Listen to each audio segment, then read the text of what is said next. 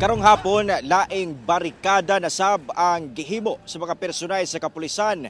Human nga pipila ka mga giingong miyembro sa KOJC ang buot mosulod sa gipatubang security measures sa kapulisan dinhi pipila ka metros gawas sa maong compound. At ipakita mga kapuso dinhi sa kulikuran, adunay bag-ong barikada ang gibuntar sa mga kapulisan dinhi pipila ka metros lamang gikan sa KOJC compound. Sumala pa kini nga barikada ang gihimo sa kapulisan aron pugngan ang giingong pagsuway sa pagsulod sa pipila ka mga miyembro sa KOJC sulod sa mong barikada nga gihimo sa otoridad isip matud pa security measures atol sa nagapadayong operasyon sa maong compound.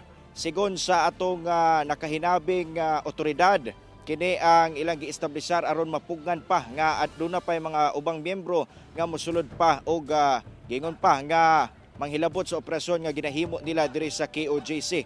Atong gisuwayan nga makuha ang pahayag sa pipila ka mga miyembro no niining KOJC apan mibalibad na sila sa paghatag og pahayag.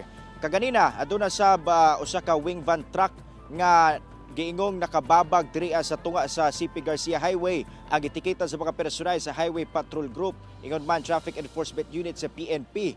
O ang violation ni any obstruction of traffic, hilabi pa nga wala ang driver ingon man ang operator o tag-iya sa mong sakyanan atol sa pagsusi sa atuang otoridad. Karon sa akong gitindugan nagpabilin ang security measures nga ginapatuman sa atong otoridad o dito sa sulod nagpadayon pasab ang mga operasyon nga ilang ginahimo sulod sa KOJC compound.